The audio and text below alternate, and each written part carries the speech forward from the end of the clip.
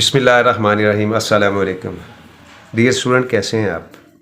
मैं हूं आपका हेल्पर सर अमानत और अब हम 7 क्लास के मैथ की एक्सरसाइज नंबर 1.8 जो है ना वो आज सॉल्व करेंगे। आप देखें कि ये भी आसान है बेटा, कोई भी काम जो है ना मुश्किल नहीं होता, लेकिन अगर आप थोड़ा सा टाइम दें और उसको अंडरस्टैंड करें तो वो आपके लिए आसान हो जाएगा। तो ये क्वेश्चन नंबर 1 है, इसका right to proper and improper subset of each of the following set. ये क्वेश्चन नंबर 1 है। इसके हमने 2 जो है वो प्रॉपर और 2 इम्प्रॉपर सेट जो है ना वो लिखने हैं।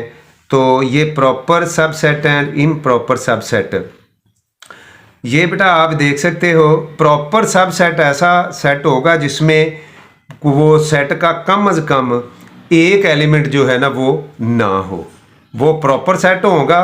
और जिसमें पूरे के पूरे सेट होंगे, पूरे के पूरे एलिमेंट होंगे, वो इम्प्रॉपर सबसेट होगा। और empty set is the element of every improper subset, every improper set. अब बेटा ये मैंने इसके 2 इम्प्रॉपर सेट लिखे हैं। ये सेट है हमारे पास, इसका AC और CD या AD भी आप लिख सकते थे। ये इम्प्रॉपर हैं और ACD और एम्प्टी सेट जो है ना ये इसके इम्प्रॉपर सबसेट हैं और ये प्रॉपर सबसेट हैं।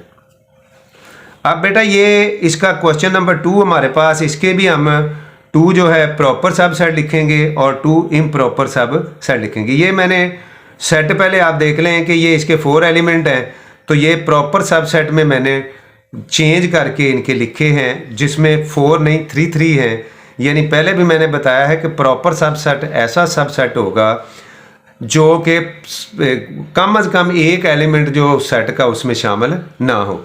और इम्प्रॉपर ऐसा सेट होगा उसका सबसेट जिसमें वो पूरे के पूरा सेट शामिल हो और साथ एम्प्टी सेट। ये दो लिखने हैं। एम्प्टी सेट मैंने पहले कहा कि इम्प्रॉपर एवरी सेट है, तो ये इम्प्टी है और ये उसका वो लिख दिया इम्प्रॉपर। ये इसका सोल्यूशन है। इसके आगे बेटा क्वेश्चन नंबर 1 का 3 पार्ट है। तो ये पहले इसके प्रॉपर 2 सेट लिखे हैं मैंने, ये सेट था, और इसके बाद इसके इम्प्रॉपर सेट लिखे हैं। ये क्वेश्चन नंबर 4 के भी पहले मैंने प्रॉपर लिखे हैं और फिर ये भी प्रॉपर है, ये भी प्रॉपर है, और ये इम्प्रॉपर है और ये भी इम्प्रॉपर है।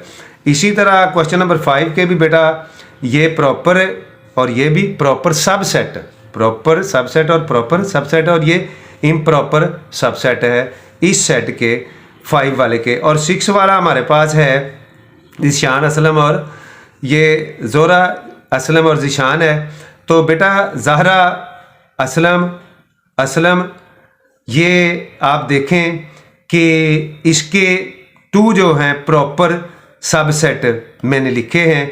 तो अगर इसको इम्प्रॉपर आप लिखेंगे तो वो एक तो एम्प्टी सेट आ जाएगा और दूसरा उसमें बेटा ये ज़हरा और असलम और साथ इसके ज़ीशान आ जाएगा। तो ये इसका इम्प्रॉपर सबसेट होगा, यानी पूरे के पूरे एलिमेंट इसमें आ जाएंगे तो वो इम्प्रॉपर सबसेट होगा। हमारा एक्सरसाइज नंबर का 2nd क्वेश्चन था, फर्स्ट हमने पहले किया है।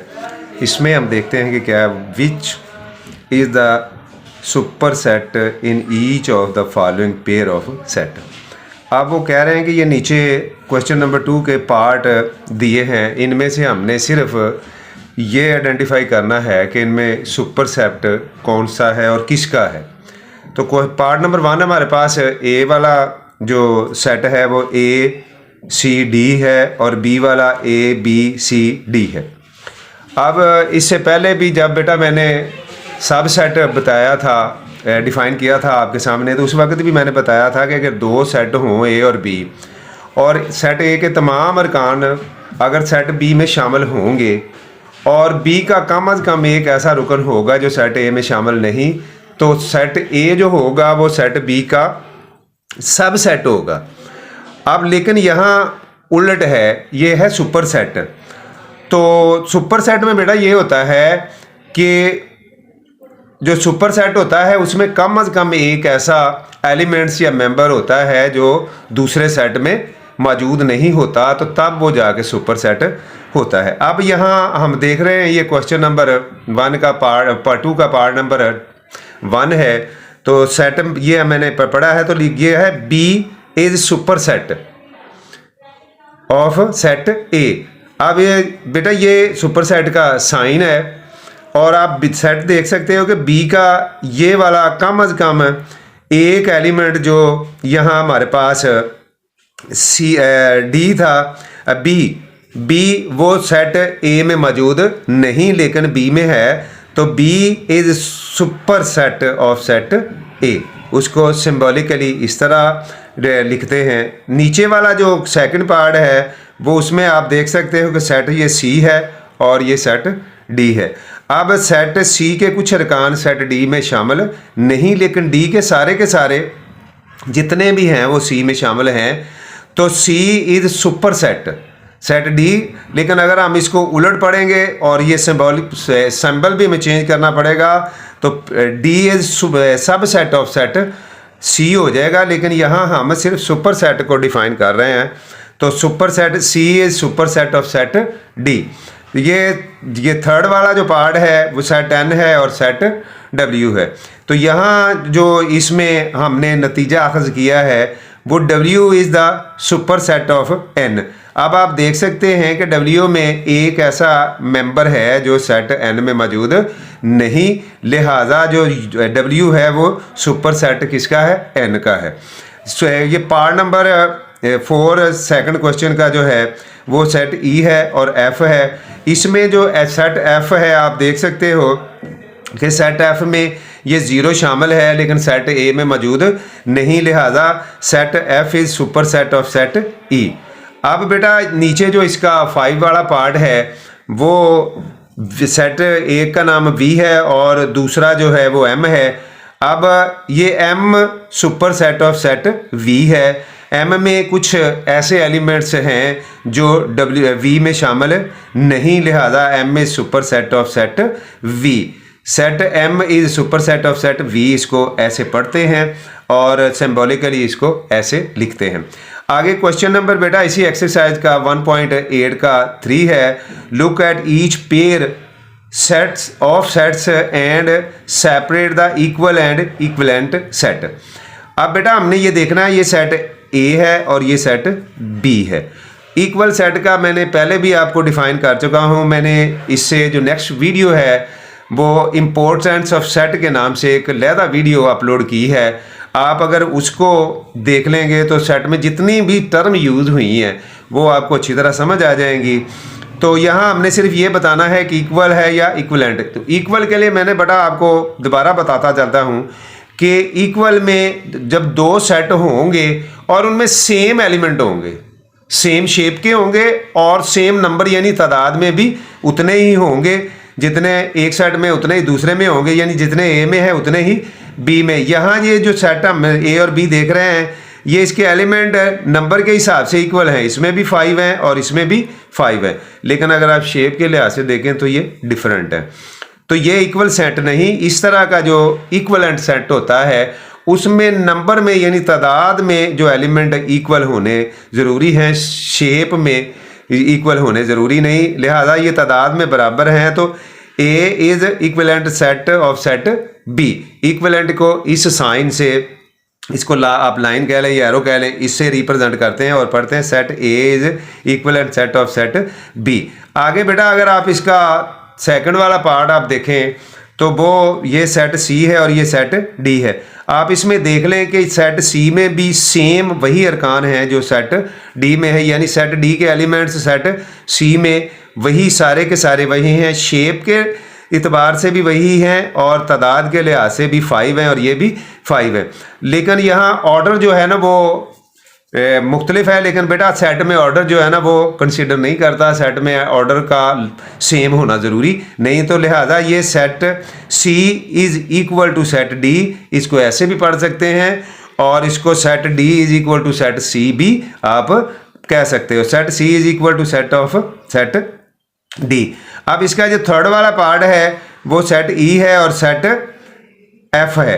तो आप देख सकते हो कि इस इनके भी सेम ही एलिमेंट है 1 और ऑर्डर लेकिन इनका भी डिफरेंट है। ऑर्डर से मैंने पहले भी कहा कि अब कुछ फ़र्क नहीं पड़ता, तो लिहाजा set E is equal to set F, और इक्वल का ये साइन डालते हैं और इसको set E is equal to set of set F.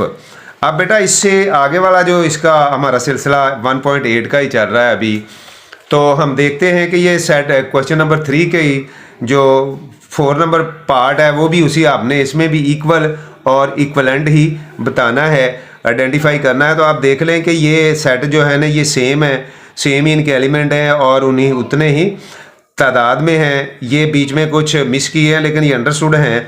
तो set G is equal to set H, set G is equal to set of set H. अब बेटा इसके आगे ये आई है सेट और ये जे है। अब इसमें देखें संडे और मंडे लिखा है और इसमें वकार और अली लिखा है।